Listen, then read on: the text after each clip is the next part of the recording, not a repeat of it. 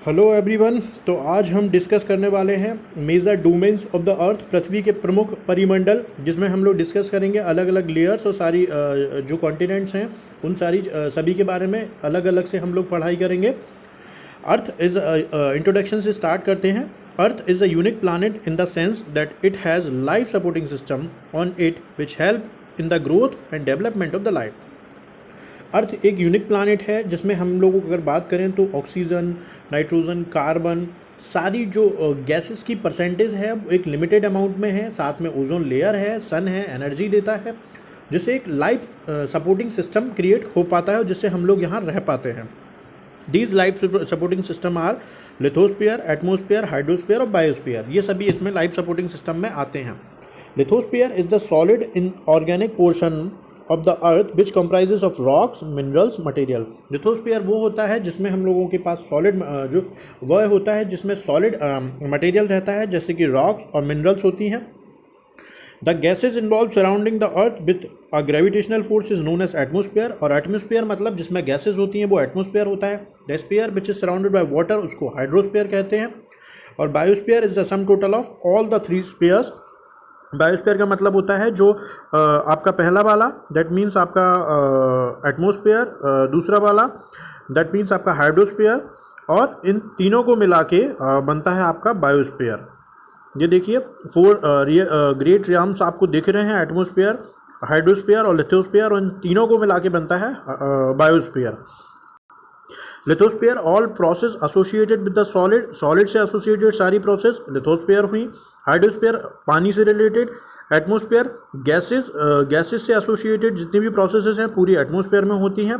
Biosphere जो सारे living organism associated रहता है वो बायोस्फीयर होता है। लिथोस्फीयर से स्टार्ट करते हैं। लिथोस का मतलब होता है स्फीयर ऑफ रॉक्स, रॉक्स का part.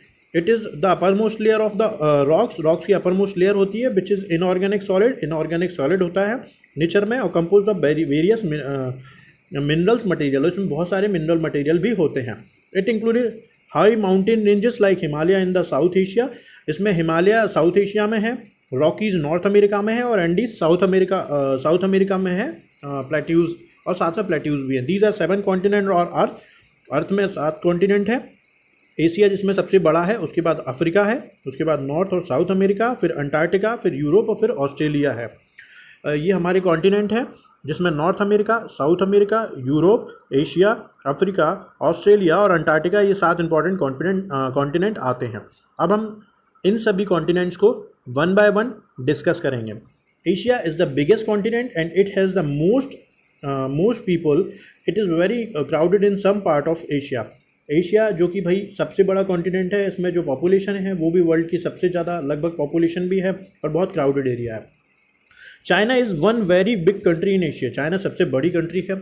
Giant pandas live in China and eat bamboos. Bamboos जो पांडा हैं वो चाइना में रहते हैं और बैम्बूज जो होते हैं उन्हें खाते हैं। A cool place to visit in Asia is the Great Wall of China. Great Wall of China बहुत अच्छा एक्सपीरियंस है देखने के लिए अगर कोई जाना चाहता है। It is the largest structure ever built by the man, और मैन के द्वारा बनाया हुआ ये सबसे बड़ा स्ट्रक्चर है। उसके बाद हम नॉर्थ अमेरिका जाते हैं। This is the continent we live in. जिस कॉन्टिनेंट में हम रहते हैं, North America is cold in the north and warm in the south. जो नॉर्थ अमेरिका है वो कोल्ड होता है, North America is cold in the north, north में कोल्ड है और वार्म है साउथ में। यहाँ पे बफेलो रहते हैं। People in north America came here from many other countries, many other continents. यहाँ पे बहुत अलग अलग कॉन्टिनेंट से लोग आए, यहाँ आके बस गए, जिसमें मैक्सिको, कनाडा, ये कुछ इंपॉर्टेंट और बड़ी बड़ी कंट्रीज़ हैं नॉर्थ अमेरिका की। अफ्रीका की बात करते हैं। Africa is very hot continent because the equator runs through the middle of it. Africa से इक्वेटर निकलता है, तो इक्वेटर वो एरिया होता है जहाँ पे सन सबसे ज़्यादा अपनी हीट देता है, जिसको टोरॉइड जोन बोलते हैं हम। यहाँ पे लॉइंस रहते हैं। Most of the people in Africa have dark skin. यहाँ पे लोगों की डार्क स्किन होती है। The Egyptian pyramid are in Africa, और ये अफ्रीका में इजिप्शियन पिरामिड भी हैं। South America is warm continent है। People they are speak mostly Spanish रहते हैं इसमें। The biggest country is Brazil. इसमें सबसे बड़ी कंट्री ब्राज़ील है, जहाँ पे लोग लव टू प्ले सॉकर खेलना बहुत पसंद करते हैं। The Amazon rain forest is in south America, और अमेजन यहाँ पे फॉरेस्ट भी है। अंटार्कटिका की बात करेंगे, कोल्डेस्ट कॉन्टिनेंट है। No people live in Antarctica, but some scientists visit study the weather on animals there. कुछ साइंटिस्ट गए हैं यहाँ पे और कुछ लोगों ने अपने स्टेशंस भी बना के रखे हैं. अल्टीमेटली यहाँ पे मैन नहीं रहता है. Many kinds of penguins live in Antarctica. Antarctica में पेंगुइन्स रहती हैं. यूरोप की बात करेंगे, यहाँ पे 47 कंट्रीज़ हैं. People in Europe speaks over 50 languages. यहाँ पे 50 भाषाएं बोली जाती हैं. The weather in Europe is similar to North America, cold in north and warm in south. Europe में भी सेम नॉर्थ अमेरिका के जैसा क्लाइमेट है, जिसमें नॉर्थ में कोल्ड है और साउथ में वार्म है. ऑस्ट्रेलिया की बात करेंगे, इज़ एन आइलैंड कॉन्टिनेंट. ये आइलैंड कॉन्टिनेंट है which is surrounded by water from all side, जो कि पानी से सभी जगह पूरी तरह से घिरा हुआ है. Native people in Africa are called aborigines, और जो यहाँ के जो मूल निवासी होते हैं उनको एबोर्जिन्स कहा जाता है. Other people in Australia are related to the criminals and from the Europe long away. और जो बाकी लोग हैं जो यूरोप से क्रिमिनल्स थे उनको वहाँ से भेजा गया, वो वहाँ जाके सेटल हो गए. जिसमें kangaroos, कोलस and प्लेटोपुसस lives in Australia. ये ऑस्ट्रेलिया में रहते हैं और कंगारू अल्टीमेटली यहाँ का इंपॉर्टेंट एनिमल भी है. The Great Barrier Reef is in Australia. और ग्रेट बैरियर रीफ जो है ऑस्ट्रेलिया की क्वींसलैंड में है. The weather in Australia is the opposite of our weather. और जहाँ यहाँ का वेदर थोड़ा सा अपोजिट है. अब हम लोग बात करेंगे हाइड्रोस्फीयर के बारे में. हाइड्रोस्फीयर मतलब जिसमें जिसके अर्थ होता है, अर्थ जिसमें वाटर कंटेन है. ओशंस जो हैं उसमें 96 पॉइंट स्ट्रक्चर देखते हैं हाइड्रोस्फीयर का. ओशंस जो हैं उसमें 96.5% of the water is salt. Ocean में 96% सॉल्ट है. It is found in the 96% ocean में सॉल्ट मिलता है. फ्रेश वाटर का परसेंटेज है 3%. फ्रेश वाटर अगर हम देखें तो आइस के फॉर्म में हमारे पास है 1.762. ग्राउंड वाटर है 1.7. सरफेस में फ्रेश वाटर मिलता है 0.014%. एटमोस्फेरिक सॉइल में मिलता है 0.002%. Understanding where your water is located. Oceans and ice. What bodies of water hold the largest amount of water. Oceans में the largest bodies of water on earth, जिसमें क्या है, oceans में सबसे ज़्यादा नमक होता है और ये सबसे ज़्यादा पानी ओशंस में ही होता है. एग्जाम्पल्स ऑफ ओशंस के जो एग्जाम्पल हैं वो हैं सबसे पहला Atlantic, then Indian, then Pacific.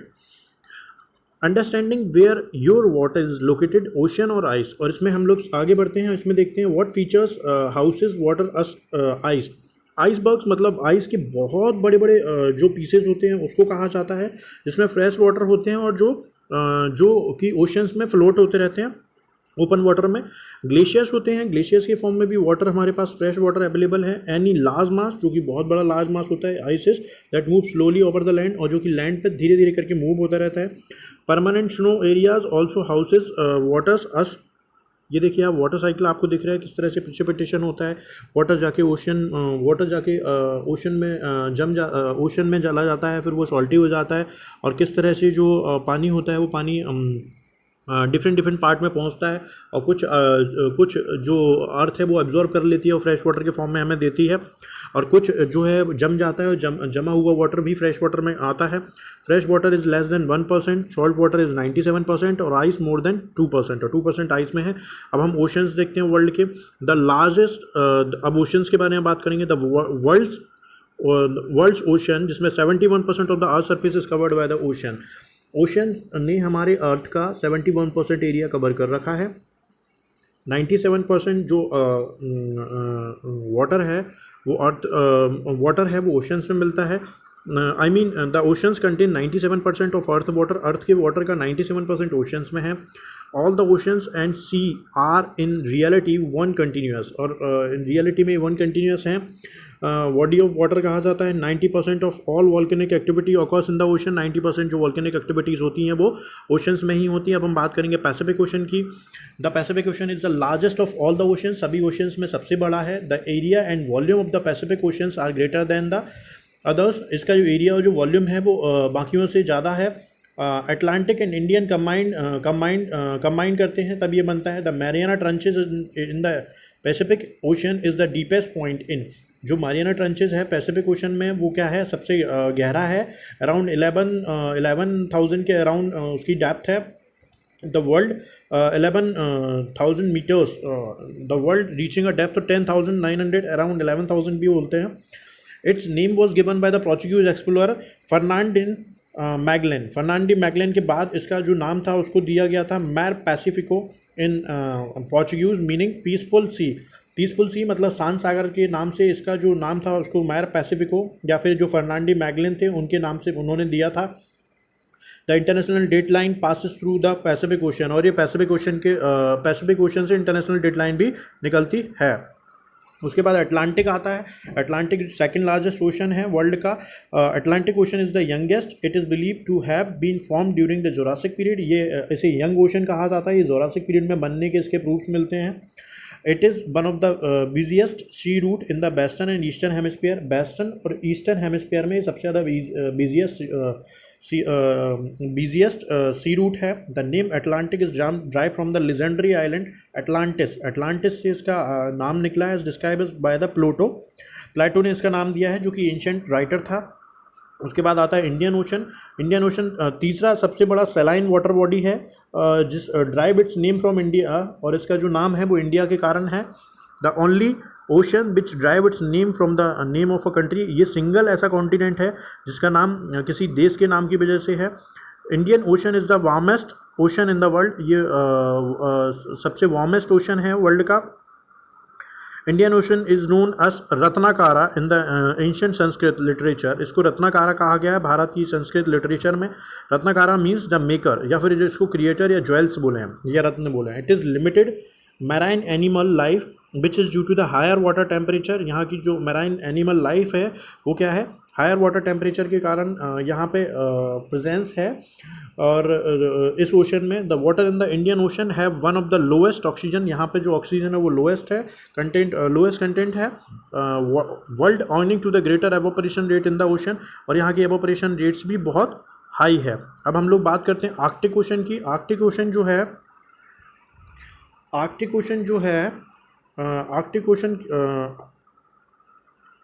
Is the smallest and shallowest है।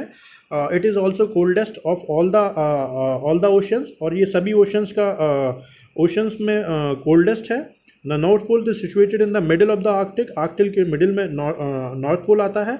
Oceans there is no land on at North Pole पे कोई लैंड नहीं है, ये फ्लोटिंग है, रेफ्ट ऑफ आइस है। इसको बोला जाता है फ्रोजन ओशन, और इसको जमा हुआ सागर कहा जाता है। The Arctic is covered with ice से कवर्ड है। 6 to 4 मीटर थिक मोटी है, और 2 से 14 फीट इसकी हाइट है। Through out the year in most of it central and western portion, इसके सेंट्रल और वेस्टर्न पोर्शन में इस तरह से बर्फ़ जमी हुई रहती है। आर्कटिक ओशन इज़ रफली 8% of the size of Pacific ocean. Pacific ocean के 8% साइज़ है उसकी। During winter the Arctic is almost completely the Arctic ocean is almost completely cover in sea ice, और विंटर के समय में सी से कवर रहता है। अब हम लोग एटमॉस्फेयर की बात करेंगे। The earth is surrounded by the blanket of air, air के ब्लैंकेट से सराउंडेड है अर्थ, विच बी कॉल्ड एटमॉस्फेयर, उसको हम एटमॉस्फेयर कहते हैं। It reaches over 560 kilometre, that means 348 miles from the surface of the अर्थ के सरफेस से 348 माइल्स, या फिर जिसको बोले 508 किलोमीटर तक ये मिलता है। So we are only able to see what occurs fairly close to the ground, जो ग्राउंड के पास में होता है हम उसी को देख पाते हैं ultimately. The blanket moderates temperature, protect us from the harmful radiations and support life, और जो ब्लैंकेट है जिसको हम ओजोन कह लें वो हमें कहीं ना कहीं हार्मफुल रेज से बचाता है। कंपोजिशन देखते हैं। हमारे यहाँ पे कंपोजिशन में सबसे ज़्यादा 78% नाइट्रोजन मिलती है, 21% ऑक्सीजन है, और अदर 1% अदर गैसेज हैं जिनमें हीलियम, आर्गोन, नियॉन, क्रिप्टन, ये सारी गैसेज आती हैं एटमॉस्फेयर में। First billion year the earth surface was originally malted, पहले ऐसा कहा जाता था ये लावा था। लावा के बाद धीरे धीरे करके गैसेज में चेंज होता चला गया, जिसमें carbon dioxide, steam, HO2, ammonia, methane. There was no oxygen, the steam condense to form water which then produce shallow seas. इस तरह से हमारे यहाँ पे सारी गैसेज बनी। अब हम बायोस्फीयर की बात करते हैं। Biosphere is the global ecological system integrating all living being and their relationship. Biosphere क्या है? ग्लोबल इकोलॉजिकल सिस्टम है जिसने सभी को इंटीग्रेट कर दिया है, जिसमें सभी एक दूसरे से रिलेटेड हैं और एक जगह रहते हैं। Usually defined as the thin outer layer of the earth, ये अर्थ की थिन आउटर लेयर है जो कि कैपेबल है लाइफ को सपोर्ट करने के। और is origin of biosphere, biosphere का मतलब है एज अ जियोलॉजिकल ऑरिजन है इसका। It is an indication of the effect of both Charles Darwin और मैथ्यूज है। ये दोनों का ही एफर्ट था जिससे कि ये इसके ओरिजिन के बारे में पता चला, जिसमें चार्ल्स डार्विन थे जिन्होंने अपनी थ्योरीज दी थी। Mori on the Earth Sciences, the Biosphere Ecological Contest come from the 1920s proceedings, the 1935 introduction to the term ecosystem by Sir Arthur Tansley.